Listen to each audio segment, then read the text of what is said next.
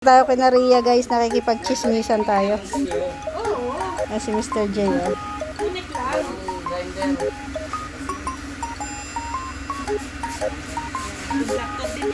Sana all, contractor. Ayan po yung kanyang minamanage. Oh. Project niya. Daming project si Mr. J ay. Pwede siguro ditong makisab. Makisab contract. Yeah. Baka may pwede tayong pakisaban dyan, Mr. J. Ganyan guys ang vlogger, oh. Tingnan nyo. Oops. Oh, kahit mainit, andun sila, oh. Tingnan mo, oh. Hindi ramdam ang init, basta't makapag-content. Ayan, oh. Pinapaliwanag ni Mr. J yung plano siguro dun, eh. Mr. J? Ah, hindi na pala siya teacher. Engineer na pala. Ayan, oh. Engineer contractor. Akalain mo dalhin siya doon ni Kuya Brooks, oh. Okay. Okay. Ipinapaliwanag kay Kuya Brooks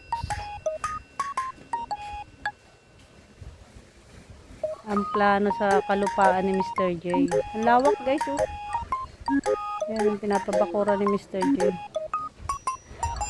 Kaya lang, pag nagtag-ulan, mahirap na dito. Ikaw, hindi ka na mahirapang lumabas kasi medyo malapit ka. Ayan, o, dito lang siya guys. Andaan niya. Tapos dyan, labas na yan eh. Yung mga nasa inner, yun yung mahirap. Yung mga nasa inner lot, yung kagaya doon. Sana kahit ito lang ang ipasimento muna, oh. Sino kami? Hindi man bagay ang daan. Ah, oo, kasi doon harang na doon eh. Ay, so yun lang talaga, ano. Ito talaga, ano to, inner na to eh. Sa developer na. Okay lang, at least pagdating doon, maswerte talaga guys yung mga banda doon, oh. Pero yung mga bahay dyan, yung sa gilid, hindi na sila part dito. Ah, doon na yan sila? Mga private. Mga private pala yan sila, private lot na. Kasi hanggang doon lang yan ay. Kasi doon iba yun eh. Haharangan yun din eh. Parang ano lang doon kasi, tao lang ang makakadaan. Hindi na kalsada. Nabaha din doon eh. Ba, ganda talaga. Oh, nakadalawang minuto na sila doon, guys. Ay, naku po. Hindi nila ramdam yung init. Oo nga na. Kakaiba.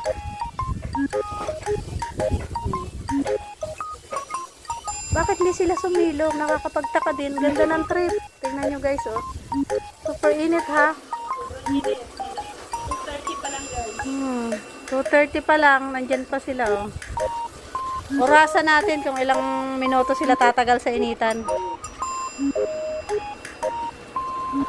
Eh, yung mga nagtatrabaho, may sombrero nga, eh. Si Mr. J, wala talaga. Tapos, ano siya, sa lubong di pa yung araw. Araw. Yung araw. Oo. Harap niya eh.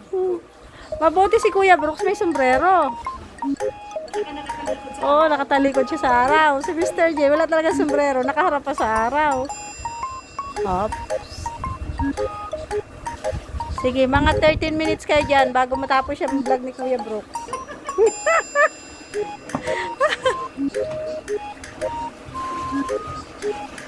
Hindi nakaramdam, guys. Hindi mo nagreklamo si... Kaya nga, hindi nagre-reklamo. Hindi nakakahalata.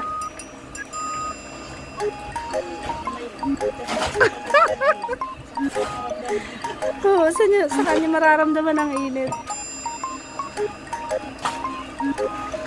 Feeling nyo, nasa ano kayo ha? Nasa buwan.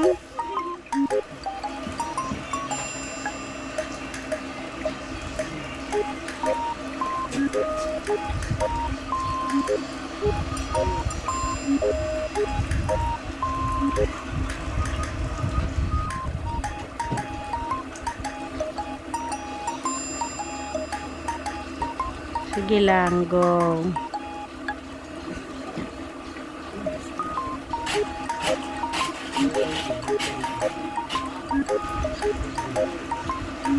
Orasan natin, guys.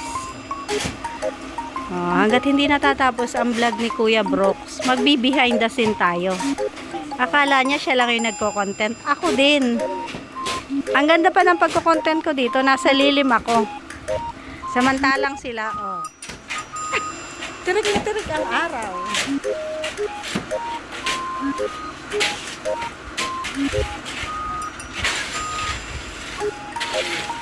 Medyo nakahalata na yata. Medyo nakaramdam na yata ng init, guys. Nakaramdam na. Ayun, hindi pa rin. Ayun. Ayun, nakaramdam na sila ng init, guys. Ayun, sumilong na. Sumilong na sila sa kubo. Oo, nakaramdam din. Oh, tinuloy nila doon. Ano lang naman sila dyan? 6 minutes dyan sa initan. Tapos yun, tinuloy na nila doon sa kubo. Eh, kung kanina pa ba naman sila doon nagsilong, eh di hindi na initan. Tingnan nyo. Ganyan lang yan si Mr. J, physical. Anong ganyan lang? Pero, ang utak niya, sobra-sobra. Talino yan. At saka, alam mo naman, napakasipag. Binabad doon sa initan. Binabad ni Kuya Brooks sa Sabi ko naman sa kanya, okay ba na China okay lang doon. Tapos sabi ko, hindi tayo banta, kaya tumatos siya. Tanungin mo mamaya si Mr. J. Oo. Sabi ko, natawa lang siya. So, okay naman talaga si Mr. Gino. Tama ang observation niya. Talino. Kaya ang masasabi ko lang, huwag niyong i-underestimate si Mr. J. Sa physical na anyo, kulang man ang kanyang physical na anyo. Pero, ang utak, puno yan. Mataba ang utak ni Mr. J. Ayan. Totoo yung sinabi niya. Nung siya ay nandun sa lighthouse, maraming baser yan.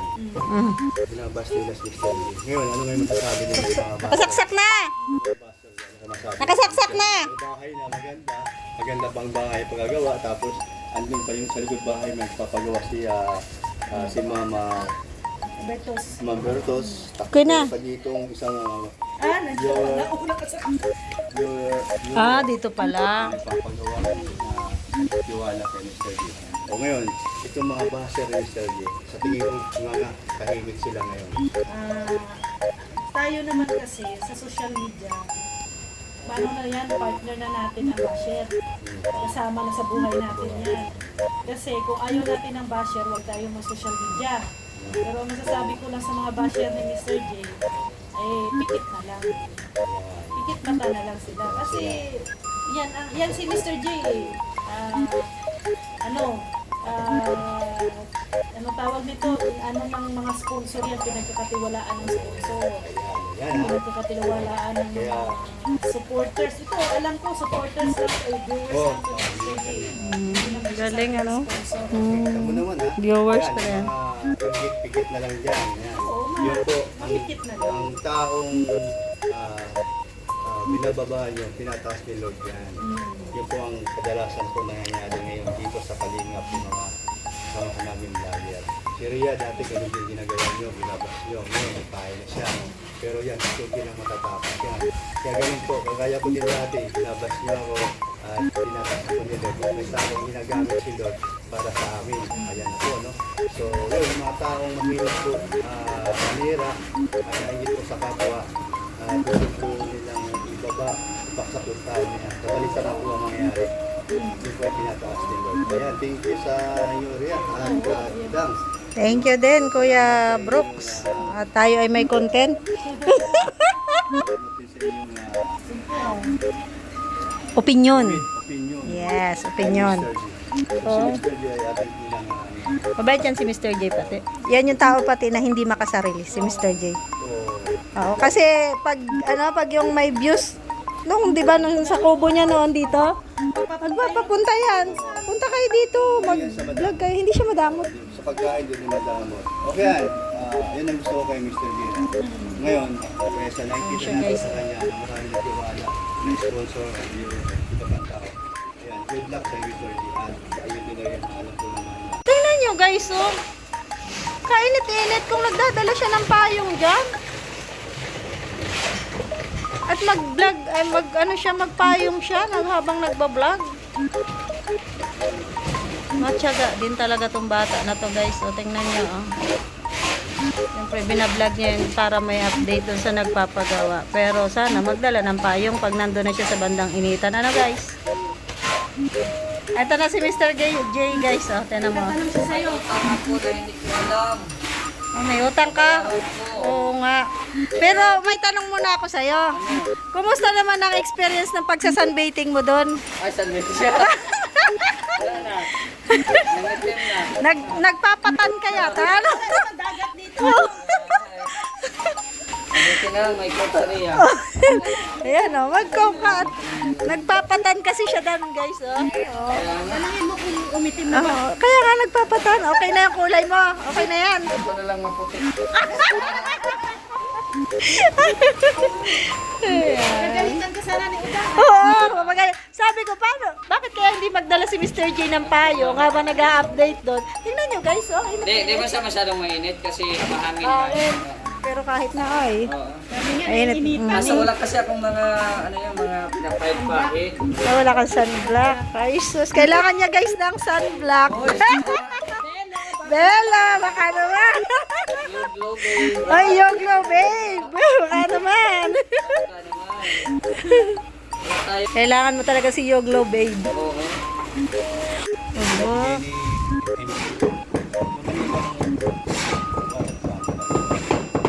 Gawin namin ni Rick sa libo. Nadaan sa libo din. Maria. Kaya lang wala ka pang budget sa kanila. Tablay man, palpak man, dalawa. Alin yung kay Maria doon? Sobra-sobra ang mga materialis na yun. Oh? Dami siya materialis.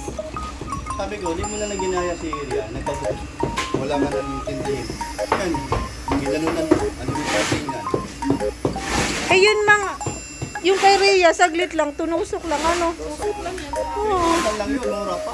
Bakit kasi hindi siya doon nagpagawa sa nagawa sa'yo? Ang kanina na gumawa ni Rick dyan. Yung nag-stay. Nandito baga ako, no? Nung ginagawa yan. Oo.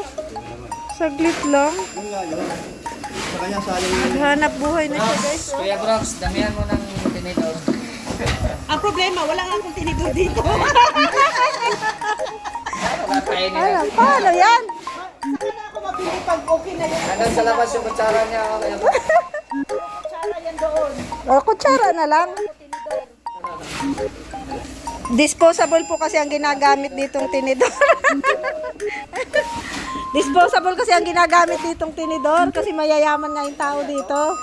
Oo. Maganda dito, guys. O, tinan nyo, may merienda. Galing sa kapitbahay. Pag nagluto ang kapitbahay, may merienda na. Pag may kusinera na.